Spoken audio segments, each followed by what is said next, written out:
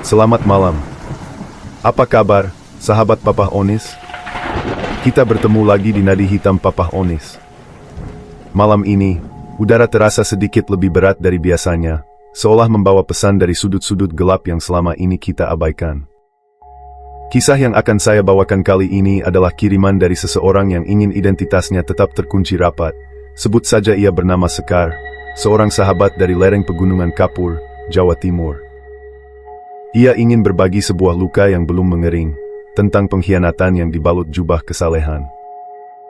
Mari kita masuk ke dalam labirin ingatannya. Ada sebuah pepatah lama yang mengatakan bahwa iblis tidak selalu datang dengan tanduk dan bau belerang. Terkadang, ia datang dengan senyum paling tulus, tutur kata paling santun, dan kening yang tampak rajin bersujud. Di sebuah desa yang dikelilingi hutan pinus dan tambang kapur yang mulai menua, seorang wanita muda bernama Sekar memulai hidup barunya. Ia mengira telah menemukan pelabuhan terakhir pada sosok Aris, seorang pengusaha sukses yang dikenal dermawan. Namun, di rumah kolonial milik keluarga Aris yang berdiri angkuh di pinggir jurang, Sekar mulai menyadari bahwa ia bukan satu-satunya ratu di sana. Ada jejak-jejak wanita lain yang tertinggal dalam sunyi, dan ada rahasia yang terkubur lebih dalam dari sekadar pondasi bangunan tua tersebut. Malam pertama di rumah itu seharusnya menjadi awal dari kebahagiaan yang dijanjikan. Cahaya bulan purnama yang temaram menyelinap masuk melalui celah gorden beledu yang berat. Aris, suaminya, berdiri di dekat jendela, menatap ke arah hutan pinus dengan punggung yang tegak, seolah ia adalah penguasa dari segala kegelapan di luar sana. Sekar duduk di tepi ranjang jati yang besar, merasakan aroma kayu tua yang bercampur dengan minyak melati yang menyengat. Suasana begitu intim, namun ada sesuatu yang mengganjal di ulu hati Sekar, sebuah firasat yang berbisik bahwa kemewahan ini hanyalah sebuah sangkar. Di tengah keheningan kamar yang hanya diisi oleh suara detak jam dinding kuno, suara langkah kaki Aris yang pelan namun mantap di atas lantai kayu, menciptakan derit halus yang seolah menghitung sisa waktu kesunyian. Sekar, lihatlah keluar. Di bawah sana, di terowongan tambang itu, ayahku membangun kekayaan keluarga ini. Dan sekarang, semua ini milikmu. Apapun yang kamu inginkan, akan aku penuhi, asalkan kamu setia berada di sampingku. Hanya satu pesanku, jangan pernah masuk ke gudang di bawah tangga tanpa seizinku. Mengerti, sayang? Tentu, Mas. Aku tidak akan kemana-mana. Aku hanya masih merasa sedikit asing dengan rumah sebesar ini. Semuanya terasa sangat megah. Terlalu luas untuk kita berdua. Aris berbalik, mendekati Sekar dengan senyum yang begitu rapi.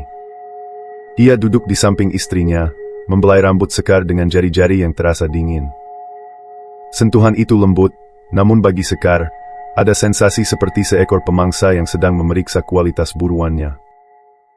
Aris mencium kening Sekar dengan durasi yang sedikit terlalu lama, membiarkan napasnya yang hangat menerpa kulit wajah istrinya. Di balik pintu kamar yang tertutup rapat, suara langkah kaki kecil yang tergesa dan napas pendek dari Embok Sum yang lewat sambil bergumam tidak jelas. Suaranya terdengar parau seolah sedang merapalkan doa penolak bala. Gusti Allah, ampuni hamba. Lindungi yang baru ini. Jangan biarkan yang lalu terulang lagi. Mas, itu suara Embok Sum? Kenapa dia bicara seperti itu?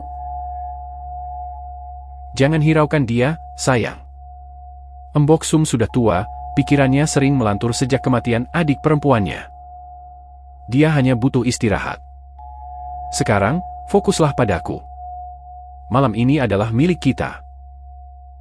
Aris mematikan lampu meja, menyisakan cahaya remang dari koridor yang masuk lewat celah pintu. Dalam keremangan itu, Sekar bisa melihat mata Aris yang berkilat, menyimpan sebuah obsesi yang sulit diterjemahkan. Suaminya mulai merebahkan tubuh Sekar, sebuah adegan romantis yang seharusnya penuh cinta, namun Sekar merasa seolah-olah ia sedang diposisikan di atas meja persembahan. Di sudut ruangan, sebuah lemari jati raksasa berdiri membisu, ukirannya tampak seperti wajah-wajah yang sedang merintih dalam diam. Dari luar jendela yang sedikit terbuka, suara gesekan dahan pohon pinus yang tertiup angin kencang, bunyinya menyerupai cakaran kuku yang panjang di atas permukaan kaca yang dingin. Sekar mencoba memejamkan mata, berusaha menenggelamkan diri dalam pelukan suaminya. Namun, setiap kali ia memejamkan mata, ia seolah mendengar isak tangis halus yang berasal dari balik dinding kamar. Sebuah tangis yang bukan berasal dari dunia ini, melainkan dari sisa-sisa trauma yang terjepit di antara celah waktu. Kamu gemetar, Sekar. Apa kamu kedinginan? Atau kamu takut padaku? Tidak, Mas. Aku merasa seperti ada yang sedang memperhatikan kita. Aris tertawa kecil, suara tawa yang tidak sampai ke matanya. Ia memeluk Sekar lebih erat, begitu erat hingga Sekar sedikit kesulitan bernapas. Di saat itulah, Sekar menyadari sesuatu. Di jari manis Aris, ada sebuah bekas cincin yang masih memerah, namun Aris tidak memakai cincin pernikahan mereka. Aris memakai sebuah cincin perak tua dengan batu hitam yang tampak haus akan cahaya. Cincin yang menurut cerita Embok Sung kemarin, seharusnya sudah ikut dikuburkan bersama pemilik sebelumnya. Pagi harinya, sinar matahari menyelinap malu-malu di balik kabut tebal yang menyelimuti perkebunan. Namun, cahaya itu tidak sanggup mengusir hawa dingin yang telanjur meresap ke dalam tulang Sekar. Di meja makan kayu panjang yang sanggup menampung belasan orang, ia duduk berhadapan dengan Aris dan seorang pria muda yang tampak lebih santai, namun memiliki gurat kecemasan yang sama di matanya. Pria itu adalah Dika, adik kandung Aris, yang baru saja tiba dari kota. Suasana sarapan itu terasa kaku. Aris sibuk memotong daging steaknya dengan presisi yang mengerikan, sementara Dika lebih banyak mengaduk kopi hitamnya tanpa minat. Sekar berkali-kali mencoba mencairkan suasana, namun setiap kali ia berbicara, Aris hanya menjawab dengan gumaman pendek yang menutup percakapan. Ketegangan ini bukan karena kemarahan, melainkan karena ada sesuatu yang sedang disembunyikan dengan sangat rapi di balik taplak meja yang putih bersih itu. Di tengah keheningan ruang makan yang luas, suara gesekan pisau steak Aris yang tajam pada piring porselen menghasilkan bunyi berdencit yang panjang dan menyayat telinga. Dika, aku harap kamu tidak lupa tujuanmu di sini. Bantu aku mengurus administrasi di kantor tambang. Dan jangan biarkan istrimu, Sekar, merasa kesepian jika aku sedang tidak ada di rumah. Tapi ingat, ada batas yang tidak boleh dilalui. Iya, Mas. Aku tahu posisiku. Aku hanya merasa, rumah ini semakin hari semakin terasa sesak. Mungkin Embok Sum benar, udara di sini sudah tidak sehat. Apa maksudmu, Dika? Udara di sini sangat segar, hanya saja sedikit dingin. Apa ada masalah dengan bangunan ini yang tidak aku ketahui? Aris mendongak, menatap Dika dengan tatapan yang sanggup membekukan aliran darah. Dika segera menunduk, pura-pura sibuk dengan ponselnya. Setelah sarapan, Aris berpamitan untuk pergi ke tambang, meninggalkan Sekar sendiri di rumah besar itu. Rasa penasaran yang sedari semalam menghantui akhirnya menuntun kaki Sekar untuk berkeliling. Hingga langkahnya terhenti di depan sebuah lemari jati raksasa di ruang tengah, sebuah perabot yang tampak tidak pada tempatnya. Merambat dari lantai kayu yang dipoles mengkilap, suara derit pintu lemari jati yang dibuka perlahan oleh Sekar, diikuti oleh aroma kapur barus yang menyengat dan bau apek pakaian lama. Sekar tergoda untuk masuk ke dalam. Bukan untuk bersembunyi, tapi untuk menjahili Dika yang ia dengar sedang berjalan mendekat.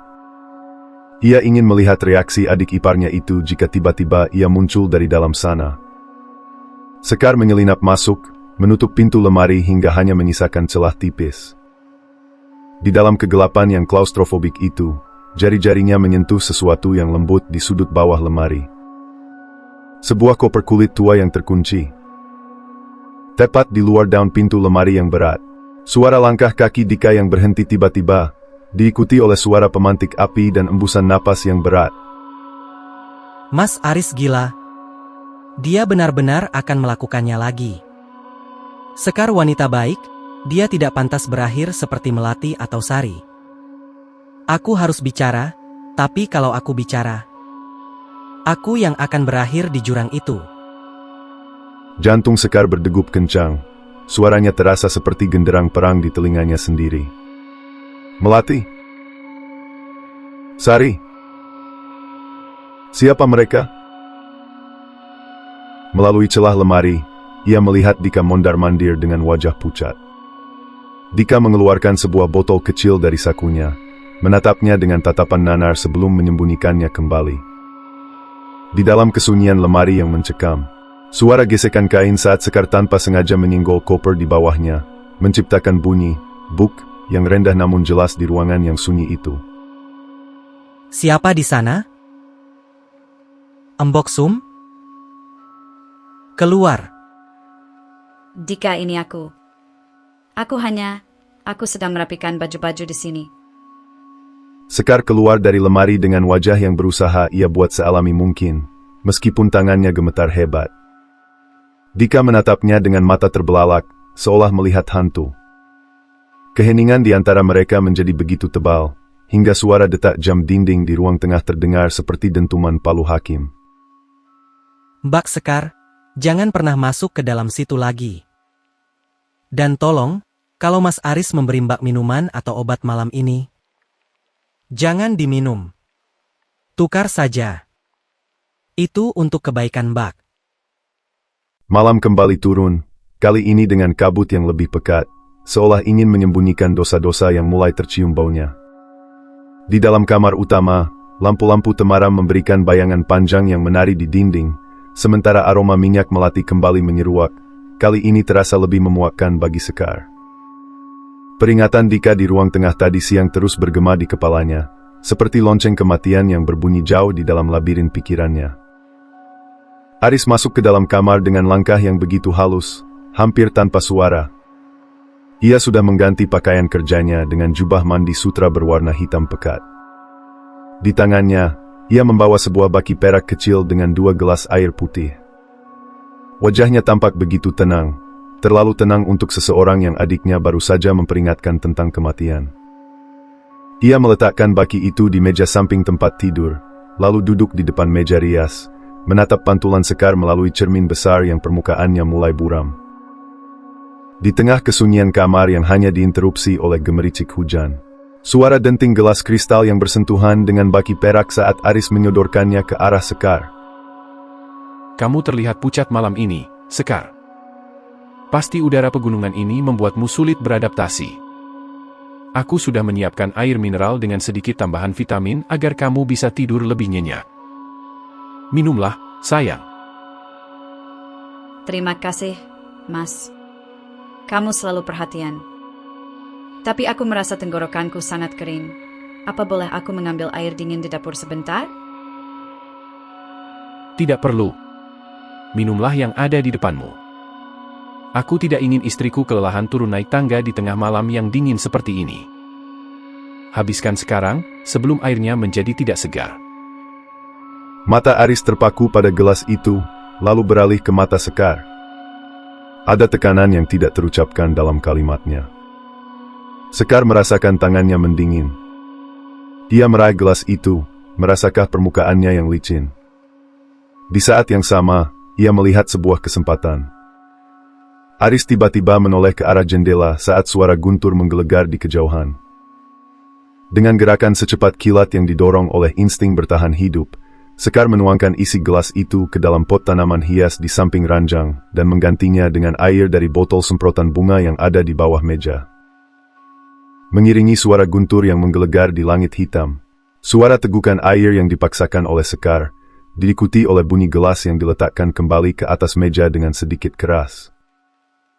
Sudah habis, Mas. Rasanya sedikit berbeda. Apa vitaminnya memang terasa agak pahit? Itu hanya perasaanmu saja, sayang. Efek lelah. Sekarang, berbaringlah. Aku akan menemanimu sampai kamu tertidur lelap. Sangat lelap. Sekar merebahkan tubuhnya, berpura-pura mulai merasa mengantuk. Ia mengatur napasnya agar terdengar berat dan teratur. Aris duduk di tepi ranjang, membelai pipi Sekar dengan punggung jarinya. Tak lama kemudian, Aris beranjak berdiri. Sekar mengintip sedikit melalui celah matanya.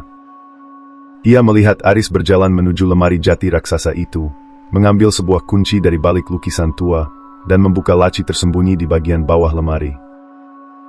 Dari kedalaman sudut kamar yang gelap, suara gesekan logam kunci yang berputar di dalam lubang kunci tua yang berkarat, diikuti oleh derit laci kayu yang ditarik dengan penuh kehati-hatian.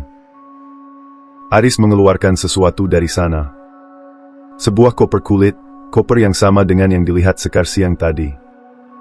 Aris membukanya, dan cahaya lampu remang memantul pada benda-benda di dalamnya.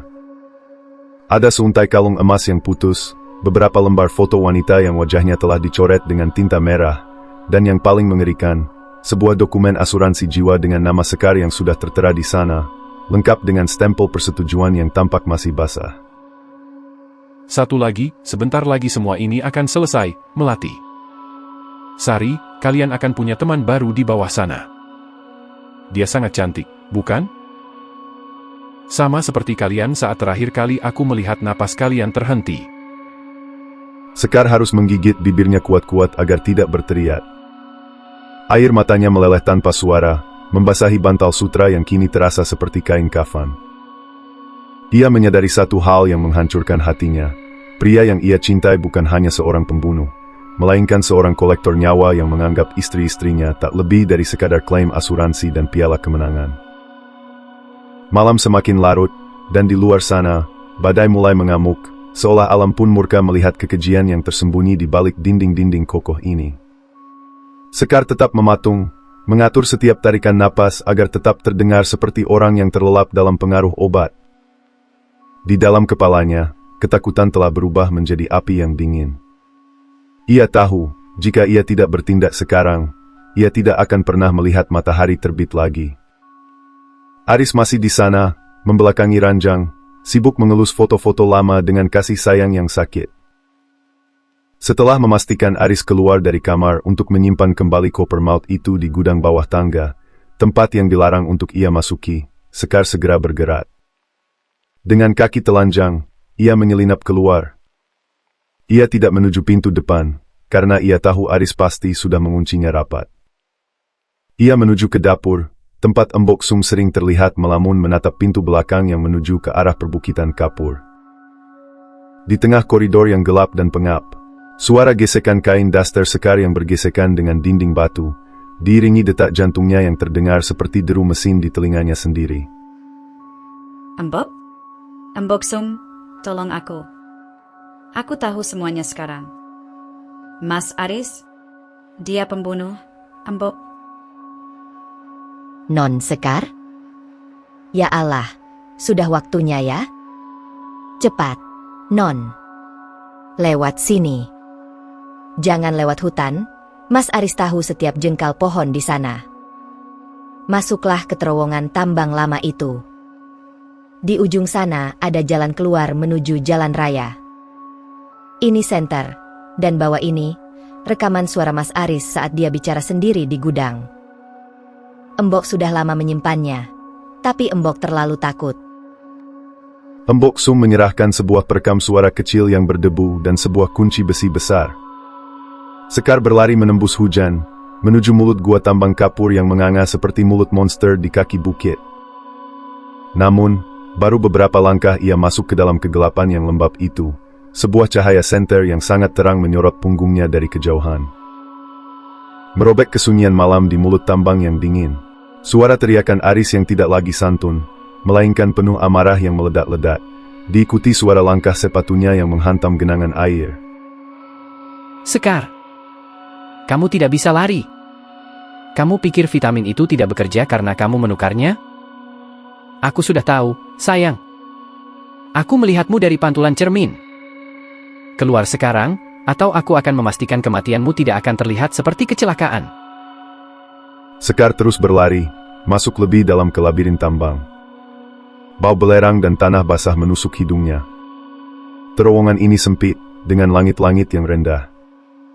Di beberapa sudut, ia melihat tumpukan kain yang membusuk, dan ia tidak berani membayangkan apakah itu hanya sampah atau sisa-sisa dari mereka yang pernah berada di posisinya. Tiba-tiba, senternya menangkap sebuah sosok yang berdiri di persimpangan jalan tambang yang gelap. bergema di antara dinding-dinding kapur yang sempit. Suara tawa lirih yang hampa dari sosok melati, diiringi suara tetesan air yang jatuh ke lantai tambang dengan ritme yang ganjil. Lari. Lari lebih cepat, Sekar. Dia tidak akan berhenti sebelum memiliki jantungmu. Ikuti cahayaku. Ikuti bau darahku. Siapa itu? Tolong. Siapa saja, tolong aku. Sosok itu menghilang menjadi kabut putih yang mengarah ke sebuah lorong yang lebih sempit. Sekar tidak punya pilihan. Di belakangnya, suara langkah Aris semakin dekat, bergema menciptakan efek multipel yang membuat Aris seolah ada di mana-mana. Sekar merangkak masuk ke dalam celah itu, merasakan dinding kapur yang tajam menggores lengannya. Di dalam lorong sempit yang klaustrofobik, suara napas Sekar yang pendek dan panik, diiringi suara geraman Aris yang kini hanya berjarak beberapa meter di belakangnya. Kamu terpojok, Sekar. Di sana jalan buntu. Menyerahlah. Mari kita selesaikan ini seperti suami istri yang baik. Aku hanya butuh tanda tanganmu di berkas yang terakhir. Langkah kaki yang berat itu berhenti tepat di depan celah sempit tempat Sekar meringkuk. Cahaya senter Aris menyapu dinding kapur, menciptakan bayangan raksasa yang tampak seperti iblis yang sedang menari. Sekar menahan napasnya, menekan dadanya yang naik turun dengan tangan yang bersimbah peluh dan tanah. Di depannya, lorong itu tidaklah buntu. Ada sebuah lubang kecil yang mengarah langsung ke bibir jurang, tempat di mana matahari biasanya menyapa pertama kali. Inilah titik konfrontasi terakhir, antara kegelapan yang mengejar dan cahaya yang menanti. Sekar merangkak keluar dari celah itu tepat saat jemari Aris hampir menyentuh pergelangan kakinya. Ia berdiri di pinggir jurang yang terjal, di bawah rintik hujan yang mulai mereda. Di belakangnya, Aris muncul dengan wajah yang tak lagi menunjukkan tanda-tanda manusia. Matanya liar, penuh dengan kebencian dan ketamakan yang mendarah daging. Ia memegang sebilah pisau kecil yang biasanya ia gunakan untuk memotong surat-surat asuransi istrinya. Di pinggir jurang yang licin dan berangin, suara tawa dingin Aris yang pecah di antara suara petir yang menjauh, diikuti oleh suara langkah kakinya yang perlahan mendekati Sekar. Mau lari kemana lagi, Sekar? Di bawah sana hanya ada batu tajam dan kematian yang sunyi. Sama seperti Melati, sama seperti Sari. Kamu hanya perlu satu langkah lagi untuk menjadi abadi dalam koleksiku. Berikan rekaman itu. Kamu tidak akan pernah menang. Aris! Aku sudah mengirimkan pesan darurat saat di dapur tadi. Polisi sedang menuju ke sini. Dan rekaman ini akan menjadi paku terakhir di peti matimu. Aris menerjang maju dengan teriakan yang menyayat malam. Sekar menghindar, memanfaatkan permukaan tanah yang licin. Aris kehilangan keseimbangan, kakinya terpeleset di tepian kapur yang rapuh. Namun, ia berhasil meraih akar pohon pinus yang menggantung. Di saat itulah, sosok Dika muncul dari balik kegelapan hutan, berdiri di samping Sekar dengan wajah yang penuh air mata dan tekad yang bulat. Tepat di saat Aris mencoba menarik dirinya kembali ke atas, suara retakan dahan pohon yang mulai patah, diiringi suara napas Dika yang gemetar namun tegas saat ia menginjak tangan kakaknya sendiri. Cukup, Mas. Cukup. Kamu sudah menghancurkan terlalu banyak hidup orang lain. Kali ini, biarkan mereka yang menjemputmu. Dika, apa yang kamu lakukan? Aku kakakmu. Bantu aku. Dika tidak menjawab. Ia hanya menatap kakaknya dengan rasa hampa. Pegangan Aris terlepas tepat saat sinar matahari pertama membelah ufuk timur. Tubuhnya jatuh menghantam kegelapan di bawah sana, menghilang di balik kabut tebal yang menyelimuti tambang kapur. Keheningan yang panjang mengikuti, hanya menyisakan suara isak tangis Sekar dan Dika yang terdengar pilu di bawah langit yang mulai membiru. Sudah selesai, Dika? Apa ini benar-benar sudah berakhir? Sudah, Mbak. Dia tidak akan menyakiti siapapun lagi. Tapi luka ini mungkin akan menetap selamanya. Beberapa bulan berlalu.